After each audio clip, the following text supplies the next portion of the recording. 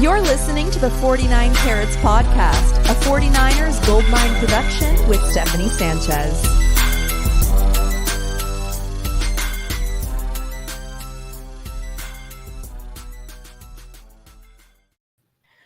What's going on, everyone? Welcome to another edition of the 49 Carats Podcast. I'm your host, Steph. It is Monday, October 2nd. The 49ers are resting up after another dominant win against a divisional opponent, the Arizona Cardinals, on Sunday. Weston is out today. He's making it out for the Giants game against the Seahawks. So hopefully he gives some good juju to the Giants so they could beat Seattle. We would love to see that.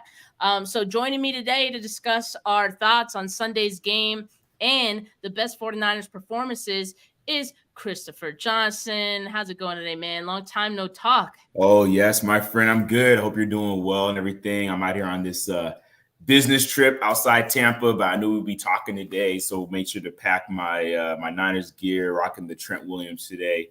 But I'm excited to talk about this game. Yeah, man. He's in a suit and he's wearing his Trent Williams jersey. Like, that is legit right now. I'm respecting the drip. So, but Chris, I saw yesterday on your Instagram, you did post that you purchased a new home. Yes. So That me and my awesome, wife Emily, man. we got married in July. I appreciate you, Steph. You showed some love on Instagram. Thanks so much. And yeah, we just got a crib in early September, and we're setting things up. And we, when you got to set things up first, and then you can finally kind of post about it. So yeah, that's why I dropped that yesterday. But thanks so much. Appreciate you. That's awesome, man. That's awesome. And I can't imagine a better Sunday than watching the 49ers win and locking in a new home. Like that. Oh yeah, had the LED lights on red and everything for 49ers red. It was great. Hell yeah. Well, we're going to get into this game. The 49ers coming off a 10-day rest after their Thursday night football game against the Giants, went into this game, I would say, extra ready. And I think for a couple of reasons. First, the Arizona Cardinals had just beat the Dallas Cowboys a week before. So the 49ers kind of knew what was coming to town. And I think that really helped ensure that this wouldn't be a trap game. Instead, it was the Cowboys who fell into the trap. We'd love to see that. And secondly, I think despite the 49ers winning by multiple scores against the Giants and, scoring 30 points in all of their games, I felt like the overall sentiment seemed to be that there was some room for improvement and some things to clean up, right? Like from the 49ers side, like all the players kind of shared that. Kyle Shanahan said the same thing. And so I think coming into this game against the Cardinals, you could tell that they want, with this mini bye, that they wanted to fix some of those things. And I was very pleased against the Cardinals, who are playing some hard-fought football right now. So credit to them. Jonathan Gannon has them playing really hard, some good football.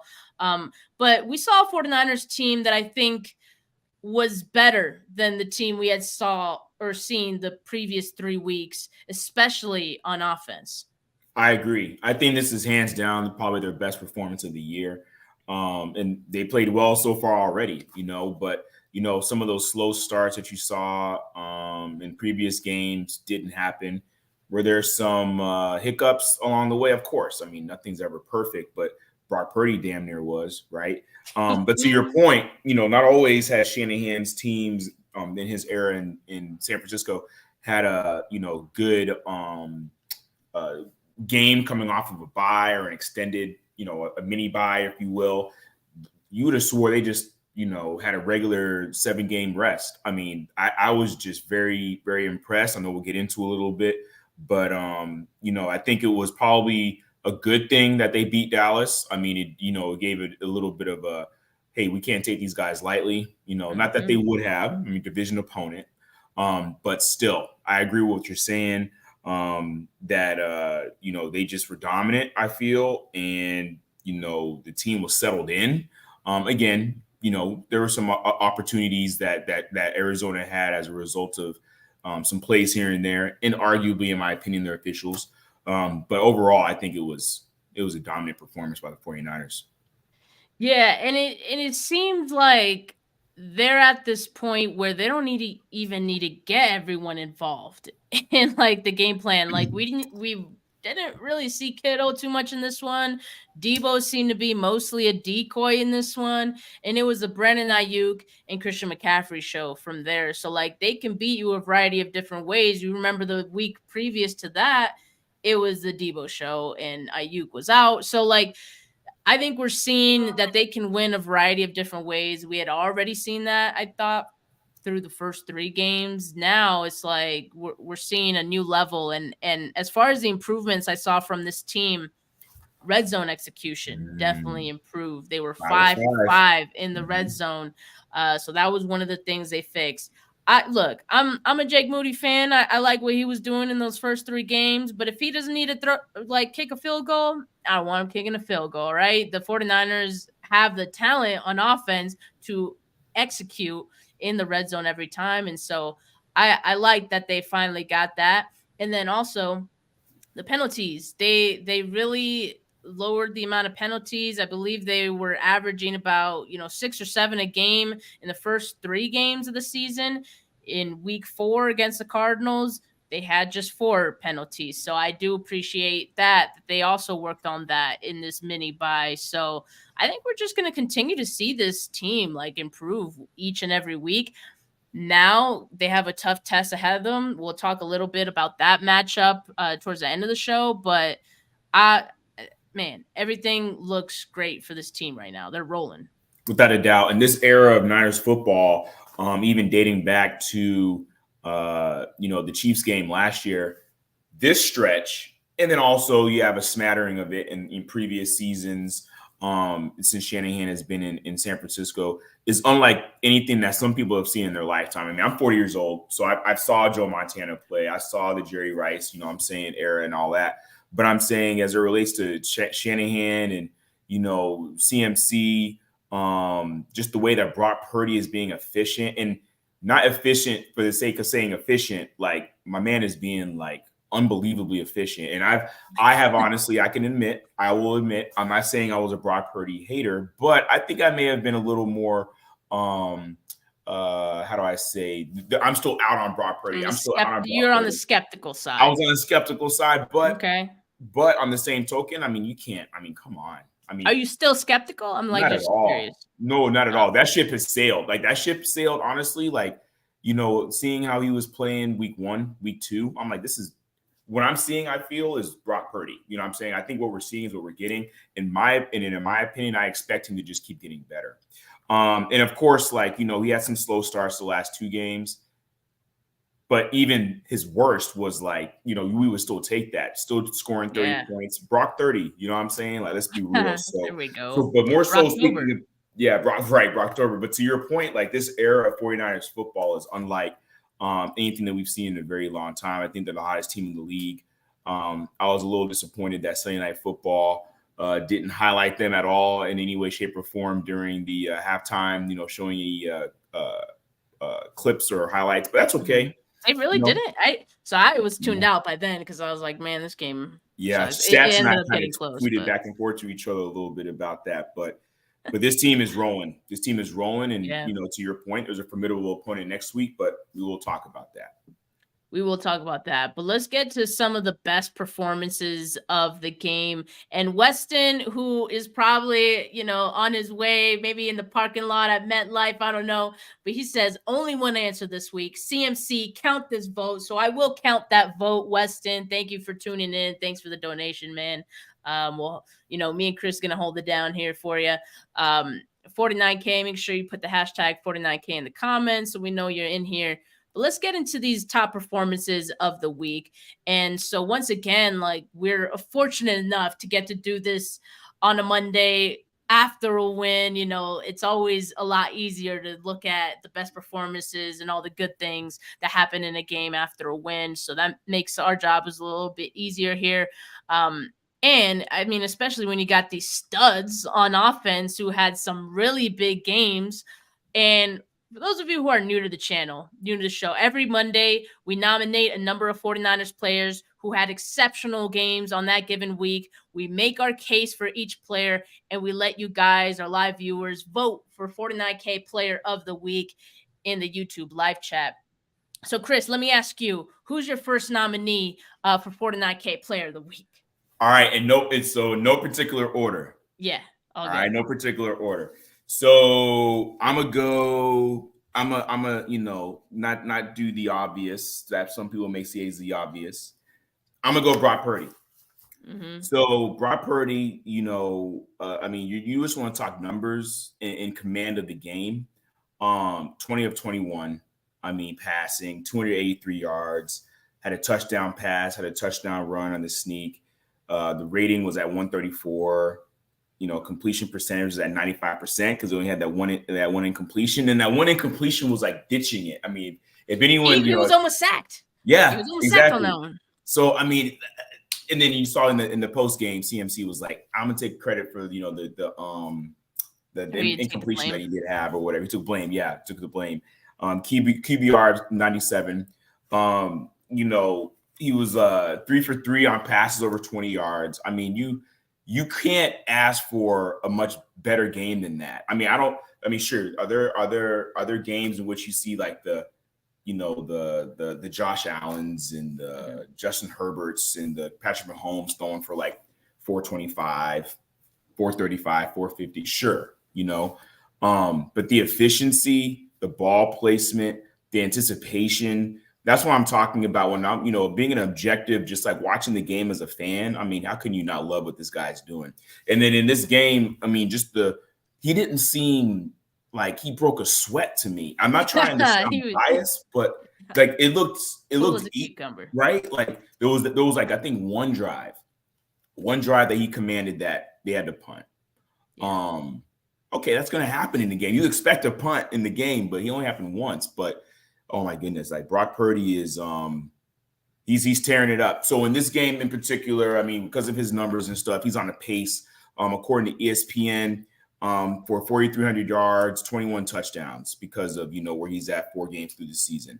Not trying to jinx anybody, but I'm just trying to tell. That's his pace. That's his projection. Okay.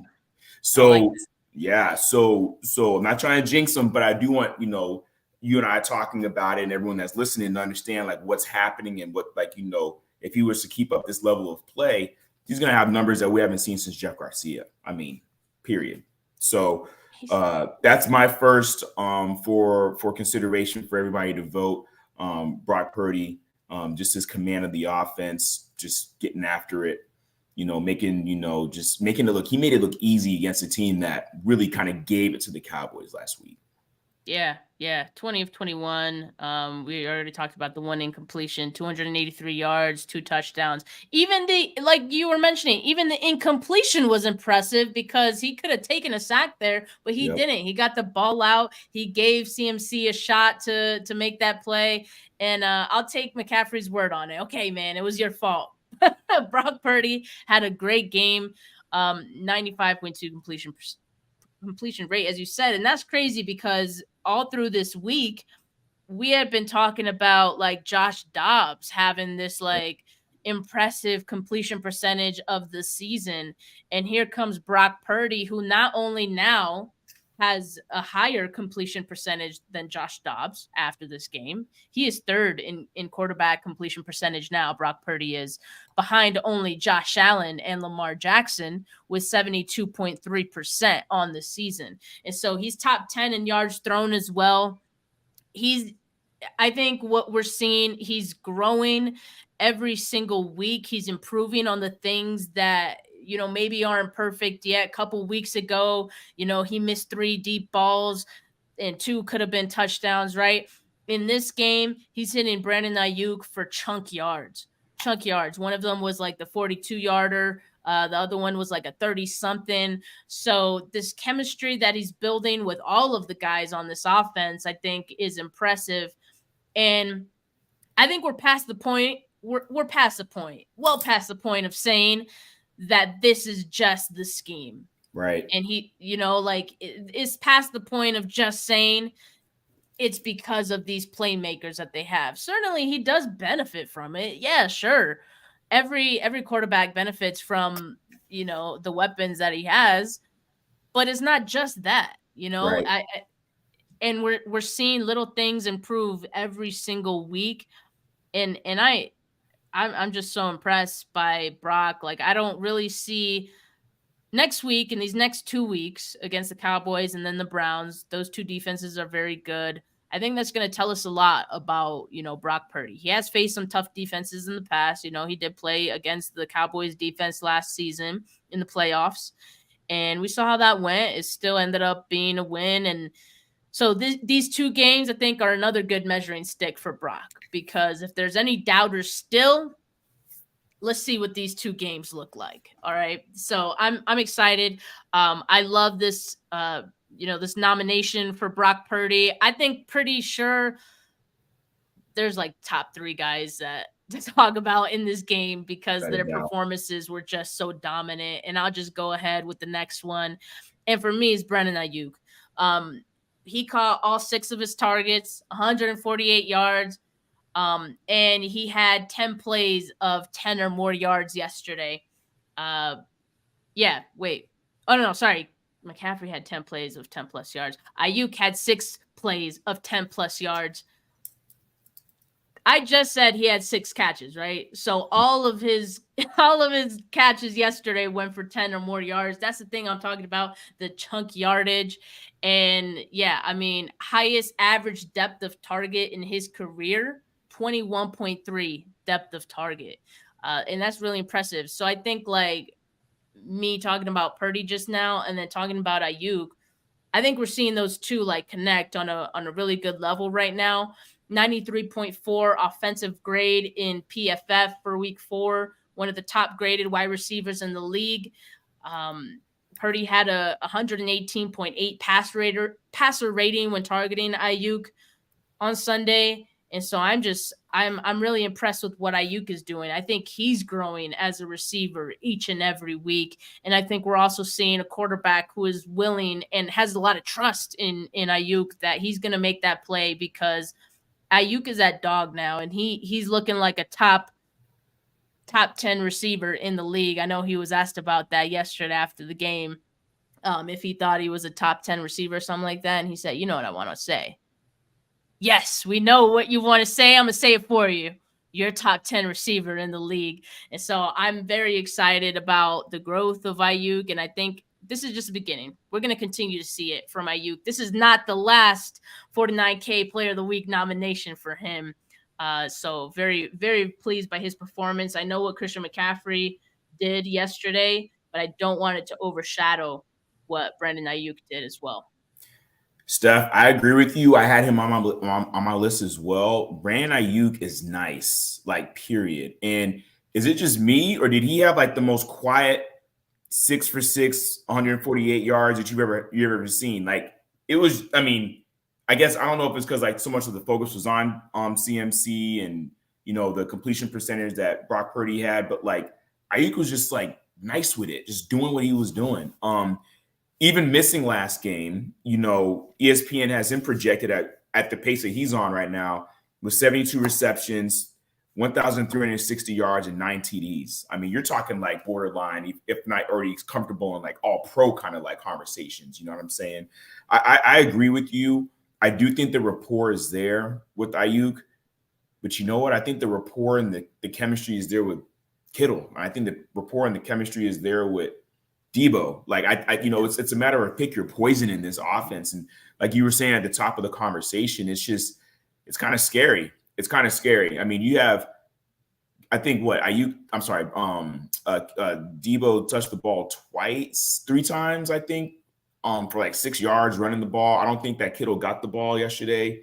I mean, imagine a game in which Kittle goes for 75, Ayuk goes for 80, Debo goes for 110. I mean, that is coming. You see what I'm saying? Like that game is coming. So at any rate, yeah, no, Brandon Ayuk is nice. He was on my list as well.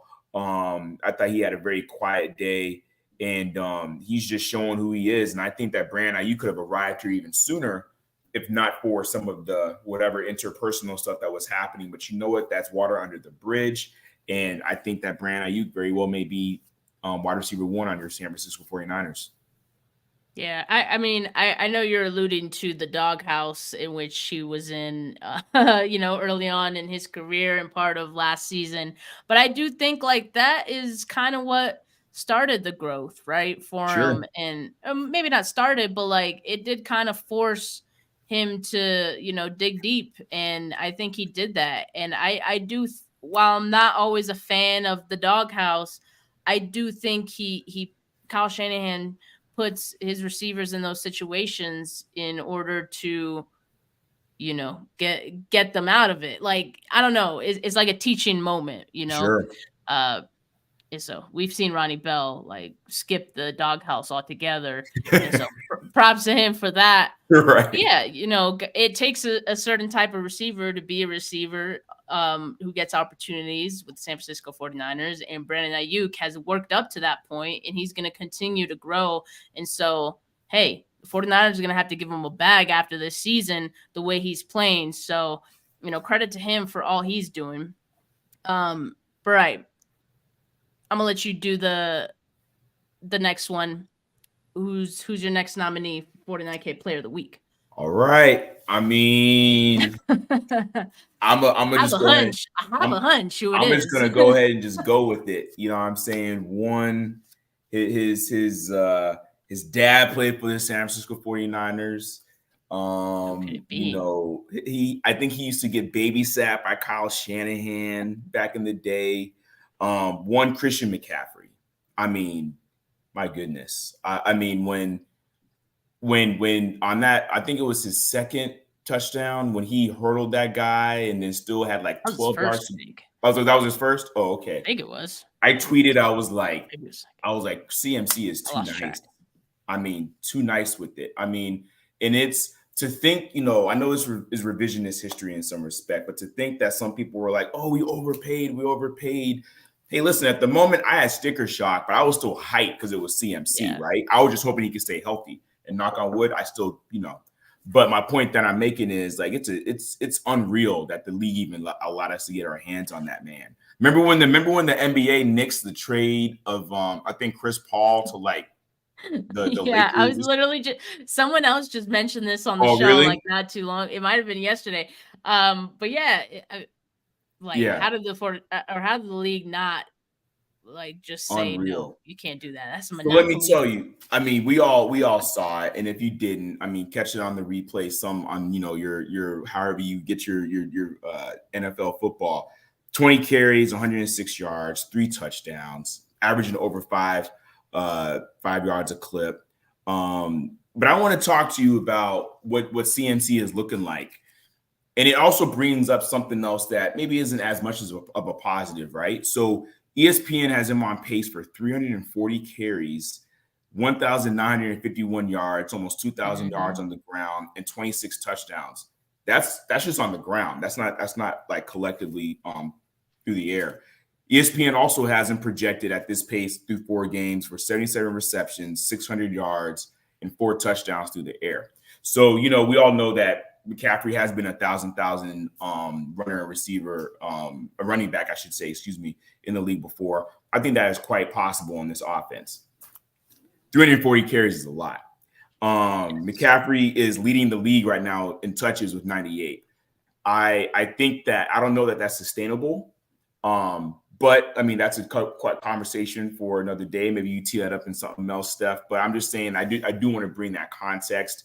But the fact that he's getting the ball and the fact that he's doing something with it, hey, I get it. You know what I'm saying? Like, if it ain't broke, don't fix it, right? But you also do want to ensure that he is able to sustain what's hopefully to be like, a 20-game season or whatever. So at any rate, McCaffrey, that's my next nominee. I think he is just explosive out there from the first snap to the last one, making guys miss, catching balls, that's for sure like Roger Craig numbers, catching balls in space, bailing out Brock Purdy. And I'm not saying bailing out in a negative sense, but because he gets open, he mirrors the quarterback, and he goes and he's a good safety valve for Brock too. So, but then he does something with this. Not one of those check downs where he just gets tackled for a yard a game. So Yeah, Christian McCaffrey. I mean, that was an amazing, amazing game yesterday. I was hoping he would get the record, but Brock did the sneak, which I'm cool with that too. Touchdown's a touchdown. Yeah. I mean, he broke 2 other Yeah. franchise records. Yes. So Yes. not 1, but 2 in one game to the tune of 177 total yards on the day and 4 total touchdowns. That is insane.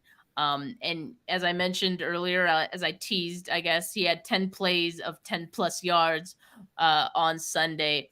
And I'm ready to just say, like, let's not just call him the 49K player of the week. Let's call him the MVP through the first 4 weeks of the season. He leads the league in rushing yards, rushing touchdowns, total touchdowns, missed tackles forced, first downs, explosive runs of 10 plus yards.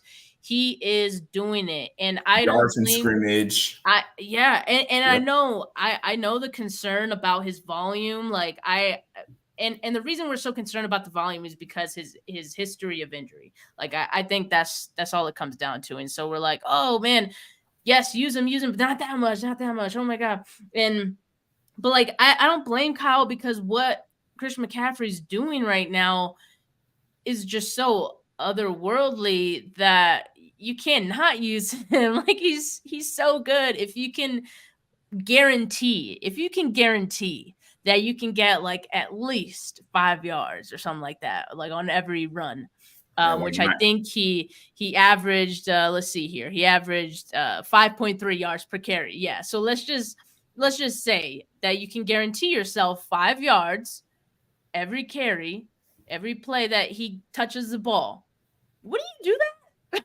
Like, I mean, if you were a play caller, you'd be dialing that up all day too. So I don't blame Kyle. I do understand that at some point you do want to have this like cautiousness, but I don't think now's the time. Like when would you need to exercise that caution? Like, yeah, I think when you're way up on a team and like the game's done at that point. We did see Elijah Mitchell at the end of last week's game for that reason.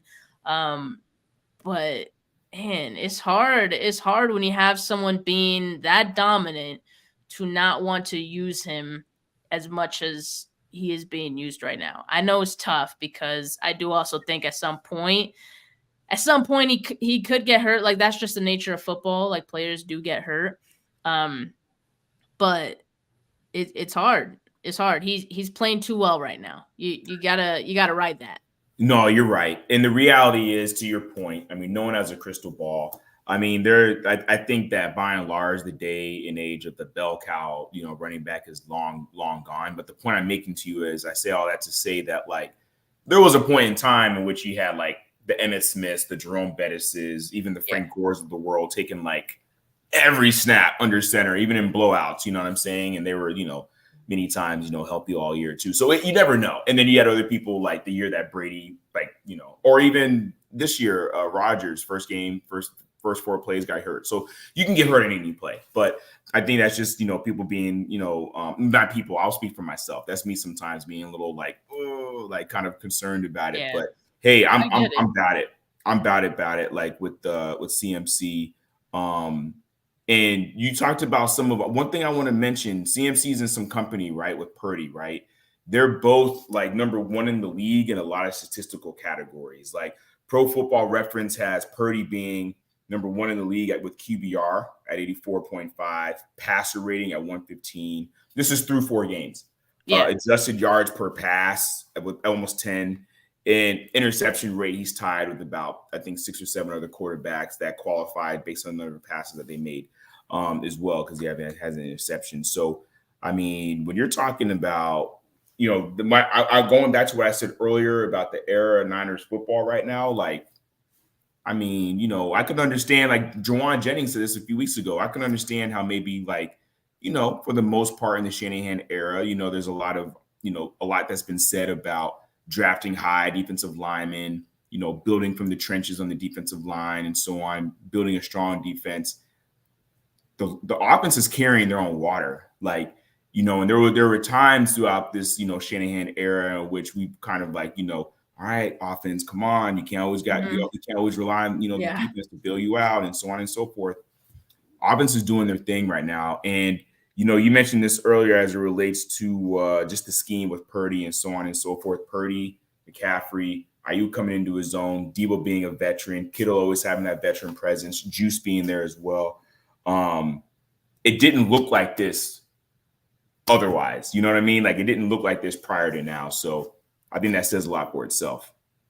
Yeah, I think so. And I think we can attribute that to two of the guys we mentioned and nominated today, right? Brock Purdy and Christian McCaffrey. I think both of them in their own right have lifted this team up to an extent, and together, and how they're able to lift other guys. I think on this offense, like, we're seeing the offense take on kind of this new level, this new life form where they are looking better than the 49ers defense right now. And that's crazy to say, because the defense has carried this team for so long. And it's not that the defense is doing bad. They're really not. Right. They're Averaging really 15 not. yards. Yeah. I mean, 15 points given up a game. Yeah. Which is really good. Yeah. That's really good.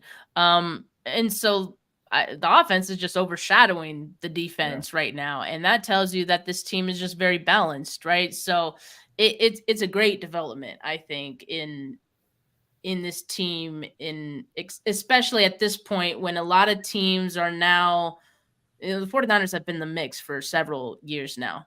And now they're kind of changing the way that they're winning games. And so I think that just adds a new element to, because I think in the past, other teams, other defenses kind of targeted the offense as like the weak point, in particular the quarterback, and force 49ers to throw. I don't think they could do that anymore. I don't think you could do that. Do it at your own risk. If I may, can I add one more thing to that, Steph? So the complementary football piece, which we've spoken about over the last, I guess, season and a half or so, that's big. As of right now, October 2nd, going into week 5, the Niners on offense are 3rd in the league for points scored, and the defense is 3rd in the league in regards to points scored against them. So it's really balanced in that regard, as it relates to how they're being, how well they are in comparison to other teams. And if you can maintain that complementary football, dominance, if you will, equally being as dominant, I mean, wow, it's gonna be a hard team to beat. Yeah, I agree. So we got 3 guys from Sunday's performance that were worthy of being 49K Player of the Week. Chris, do you have any other names that you want to throw in to the voting here?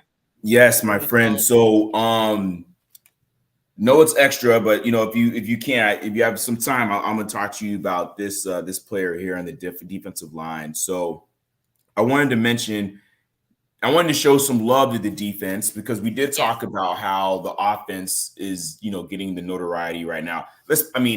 Depending on the type of person you are, the type of fan you are, offense is what, gets butts in seats. People want to see the big passes and the touchdowns and, all that good stuff. But it's the sexier part of football, if you will. But defense is what you always hear wins championships, right? And also, we got this guy as a free agent this year, Javon Hargrave. I wanted to talk a little bit real quick about why I was throwing his name out there for consideration. Because, especially on the interior defensive line, you don't always hear about their name being called throughout the game unless it's, something, big happening, right? But at any rate, so Hargrave had 1 sack, the only sack of the game, 2 QB hits, which was second. Bosa did have 4. Hargrave's got 6 so far in the year. Bosa's got 10 so far in the year. He led the defensive line, period, in tackles last game, and also led in tackles for a loss, which was a tie with another one of the players on the defense. So a lot's being said right now about the lack of sacks, right, by the defense. And I feel it too. I feel myself in the game saying, man, we're dominant. How come we're not getting to the quarterback more? And I'm not trying to rationalize this stuff, I promise, but I will say this, you can't have sacks without pressures. We are pressuring the quarterback, right? Yeah. Our sack rate is low, but those pressures will, in my opinion, develop into sacks. There's scheme that's being done. There's reasons as to why, like, they're not getting home, but we are getting quarterback hits. Well, Javon Hargrave, has got 3 sacks thus far. He's on pace for 13 on the year, which is a pretty solid season. I think we would all be pretty excited about that if he had 13 sacks as an interior defensive lineman picking up in free agency this year. So this past summer.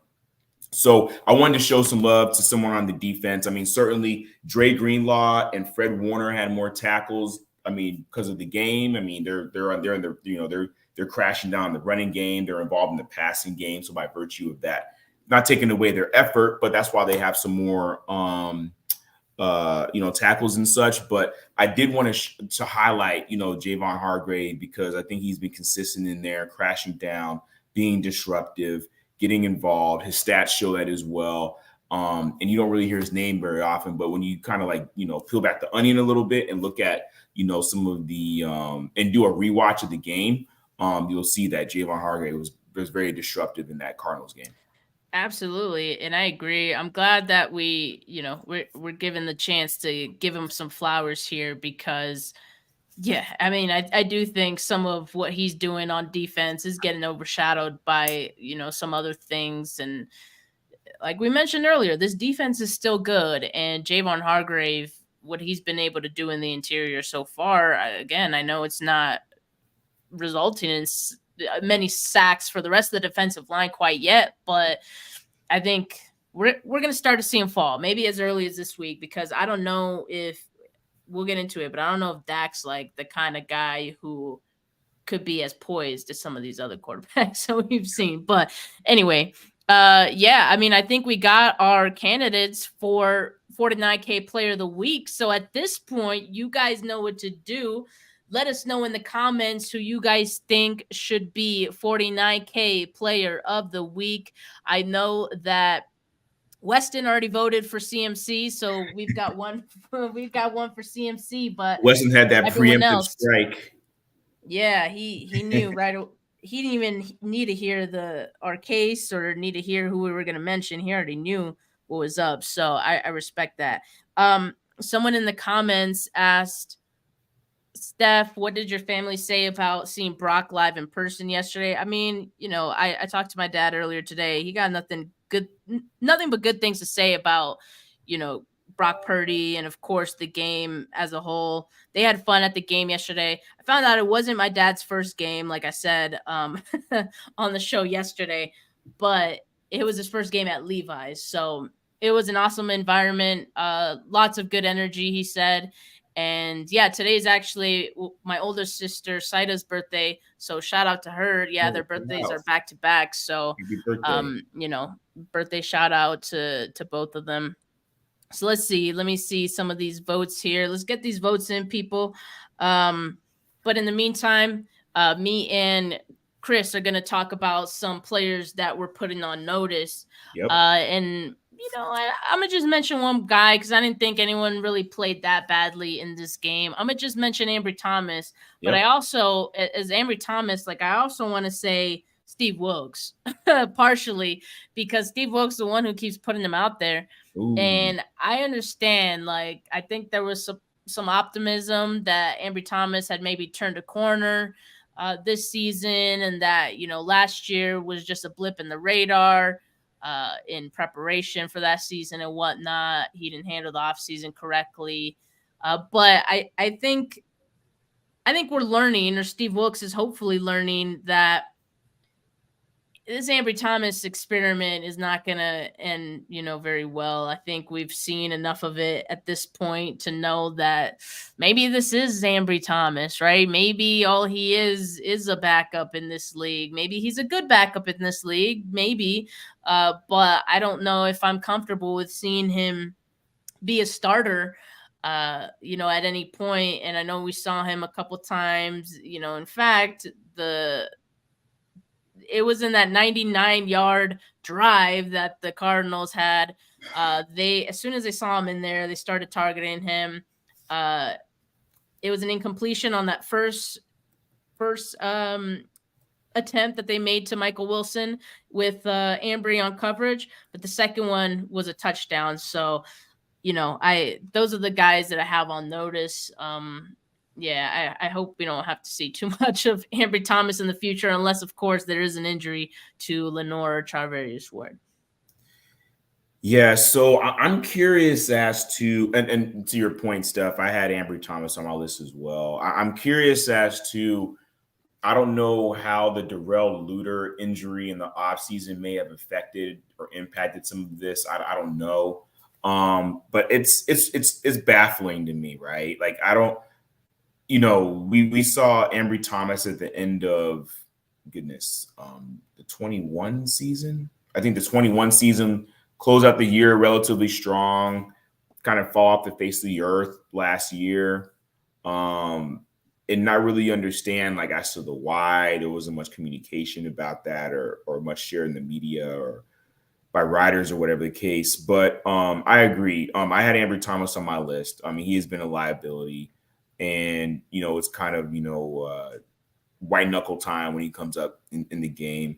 In addition to Ambry Thomas, though, in a similar fashion, in my opinion, and I could be reading this wrong, and I'll be honest, because it's difficult sometimes. I don't get a rewatch on every one of the games, but I don't, until it's clearly obvious there's a rotation of some sort happening that I have not figured. I'm not figured that out yet, right? But you'll see Ambry Thomas in there. You'll see Isaiah Oliver in there. Isaiah Oliver had some plays last game. This game he had some plays, but he also had some negative plays as well. To your point about Steve Wilks went on record early in the offseason talking about how he thought Isaiah Oliver was like the number one slot corner on the market available. So, which, I mean, maybe that was true. Maybe the slot corner market wasn't very good this offseason. I don't know. But my point that I'm making is, like, I expected more of Isaiah Oliver. He's a big slot. Like, so, but he's either, feast or famine. So I'm a little concerned about him. I got a couple more. So I got love for my man. I got love for this guy, but I did not see Elijah Mitchell's name on the injury report all week. I may have missed that. Sorry if I was, my head was in the sand. He got hurt on Thursday. Thursday. Okay. Yep. Okay. He was out for the game. Okay. That's what it was. Thursday. Yeah. Because, like, I certainly didn't see it earlier in the week when on Wednesday. Okay. Got you. So at any rate, like, I'm a little worried about Elijah Mitchell. I think when Elijah Mitchell is healthy, he's dangerous. Straight up. I think he's dangerous. But if he's showing himself to not be able to be dependable or be able to hold up, he's going to be probably someone who the Niners might move on from, like they have. I think as in the Shanahan and Lynch era, as they have moved on, as they've gotten more years under their belt in Santa Clara, that they have been quicker to move on from players. It wasn't so much like that in the beginning, but now I think it kind of is. So it'll be interesting to see what happens to Elijah Mitchell in that regard, especially with Tyus Price being around, Jordan Mason being around. I know Jordan Mason's getting some more run. But those are the initial players that I wanted to mention, and especially notably Ambry Thomas, because earlier at the top of our conversation, I was talking about some some negatives that happened and took place in the game. That 99-yard drive that the Cardinals had was like not good. And Thomas was getting exposed on a few of those plays there. So, but I'm hoping that it's early in the season, game 4. We've seen Thomas lock in before. We've seen Steve Wilks, get his act together, and really, I think he's still feeling out these guys and understand what they can and can't do. And I feel like Shanahan is being a little more vocal because he has said some. He is. I was just talking about that. He's making like these passive aggressive comments, kind of like low key. Yep. I feel as though I haven't really heard made about defense before. That Shanahan's. Yeah. So I feel like there's gonna be something. I've noticed. Yeah, so it is interesting. I don't think there's tension there. So passive aggressive makes it seem like there's tension. I don't think. Oh yeah, no, I agree. But he's definitely making some comments. Like, I've noticed. Well, this. If you're a good boss, you demand more of your staff and So Wilkes, yeah, he'll come around. I'm not too worried about it, but yeah, that's why he's on notice, lightweight. All right, guys, we have our first unanimous 49K player of the week in week 4. It is Christian McCaffrey, who is, oh man, Allen Robbins. He actually broke the unanimous, like, how would you say it? Unanimity. Last second here, Allen Robbins with the vote for Brock Purdy in the 11th hour. No more unanimous, but 49K player of the week is still Christian McCaffrey with 10 votes. So shout out to Christian McCaffrey for his incredible performance yesterday. I'm looking forward to many more big Christian McCaffrey games in the future, and hopefully he can keep that consecutive touchdown record going for more games. In fact, this game against the Cowboys, if he gets a touchdown in week 5 against them, he will tie Emmitt Smith for 14 consecutive touchdowns in a game. So I'm excited for that. And, just really quickly, let's give our high level thoughts on this game. I mean, I'm like I kind of alluded to earlier, I'm kind of feeling like, at least for the 49ers defense, I actually think that the Cowboys are an easier matchup for the 49ers than Arizona just was. I mean, am I crazy to think that? Like, Joshua Dobbs has been playing some good ball right now. He was poised. He was getting the ball out quickly. He hasn't turned the ball over. And then you have a quarterback like Dak, who's not very poised when under pressure, who does turn the ball over when under pressure. And the 49ers kind of have his numbers. So I don't know about, I know that on the Cow as well, as it pertains to the Cowboys defense, they are very good. And that's going to be a challenge for this team. But at the same time, the 49ers offense have been looking as good as I've seen them in quite some time, and still getting better. So this is going to be a really good matchup. Sunday Night Football at home, prime time. But I'm excited for it. All right, so I think that yes, I mean I co-sign everything you just said. I know that we as Niner fans, I mean, I don't have any love for the Cowboys. Do not like them. I think that they are a formidable opponent. I'm not saying that I'm overly concerned about the Cowboys. I know recency bias says that we don't have a reason to be, but any given Sunday, right? But that being said, I do agree with you. I was impressed with Dobbs over the last few weeks. I was kind of surprised with him essentially having just joined that team and then naming him the starter and everything like that. I was like, okay, but he's actually been showing his thing. And I do believe that he's been playing better ball. Ironically, even though the Cowboys just pasted the Patriots yesterday, I think that said more about Mac Jones's play and the Patriots, what they were doing in that game. Yeah.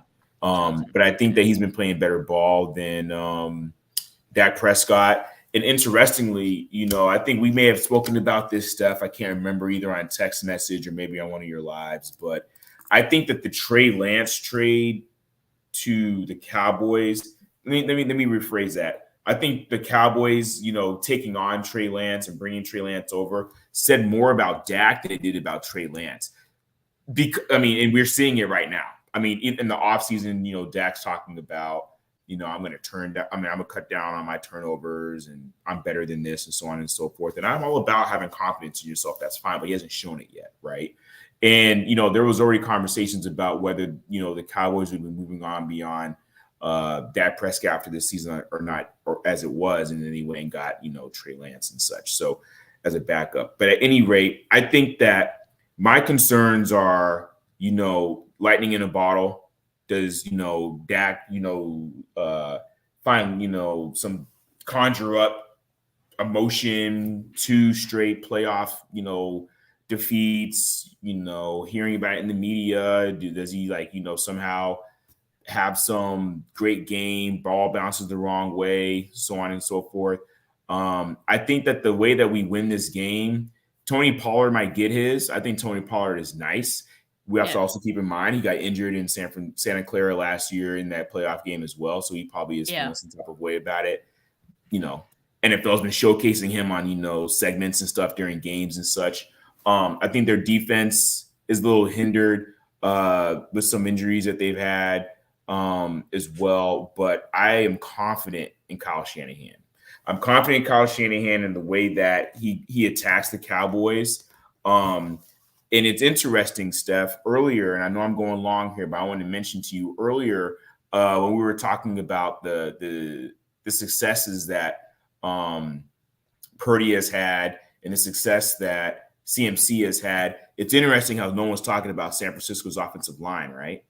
And that was a thing, through 3 weeks, and that was a thing going into the season, much like it was last year. But at any rate, I think that the Cowboys will be a good test to that.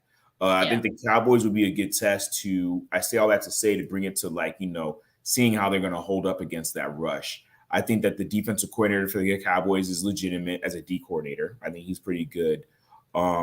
So I'm all about, the battle test. I'm glad that the game is at home. Sunday Night Football, all the lights are on. Purdy shows out in those situations. Debo, Ayuk, maybe we see Kittle get more involved in the game plan. I think that we win this game. I mean, I know it's earlier in the week and, we're not doing predictions or anything in this moment, but I will tell you this. I'm going to say it now. I think that we do win this game, but I think that this is going to be a continuation of what we have seen with the growth of this team this year thus far. And Shanahan is a play caller with this squad.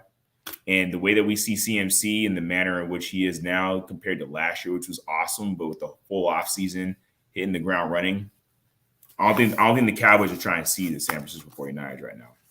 No, and it wouldn't surprise me at all if we start to see new wrinkles that maybe Kyle Shanahan hadn't shown in the first 4 weeks of the season, because quite frankly, he didn't need to. I think they're gonna bring out some good game against the Cowboys, and I'm excited for it. I'm gonna be in the building. I'm so pumped. It's gonna be my first game of the 2023 season. I'm looking forward to it. But yeah, guys, that's our show for today. As we mentioned, Christian McCaffrey, 49K Player of the Week for Week 4. Thank you all for voting. Thank you all for watching. If you're still with us, make sure you like this video. Make sure you subscribe to the channel if you have not yet. Appreciate it. We'll have shows for you all week. And Chris, thank you for filling in for Weston today. Always great talking to you, man. You and too. Again, congrats on the new home.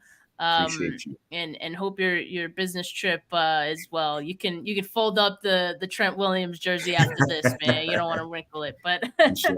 All right, y'all. Have a good rest of your Monday, folks. But for now, peace.